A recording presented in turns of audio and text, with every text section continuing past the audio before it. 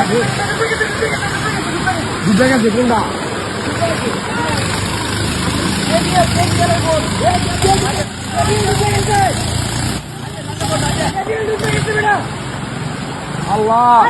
আল্লাহ আল্লাহ আল্লাহ। অতিবৃষ্টি এবং ভারী বর্ষণে যে পরিস্থিতিটা তৈরি হয়েছে এটা আমরা আগে থেকেই সতর্ক ছিলাম।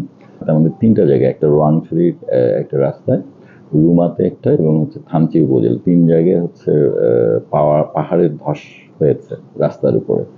এর মধ্যে রোয়াংছড়িটা মোটামুটি আমরা ক্লিয়ার করে ফেলেছি ফায়ার সার্ভিস এবং এলজিইডির সহযোগিতায়। রুমারটা কার্যক্রম চলছে, রুমাতে ফায়ার সার্ভিস কাজ করছে। বেশি ক্ষতিগ্রস্ত হয়েছে রুমার রাস্তায়, যেহেতু একেবারে বেলে মাটির পাহাড় এবং মাটির স্থায়িত্বটা খুব কম হয়। ফায়ার সার্ভিস একা যখন পেরে ওঠেনি বা প্রয়োজন হয়েছে, তখন আসলে অলরেডি সেনাবাহিনী কাজ করছে। আরও প্রয়োজন হলে আরও জায়গায় আমরা সেনাবাহিনীকে অনুরোধ করব, তখন তারা তাদের মতো করে কাজ করবে। আমাদের যে প্রসিডিউরস আছে সেই অনুযায়ী কাজ করব। তো এখন পর্যন্ত বড় কোনো শঙ্কা নেই, তবে আমরা প্রস্তুত আছি। সম্ভাবনা উড়িয়ে দেওয়া যায় না।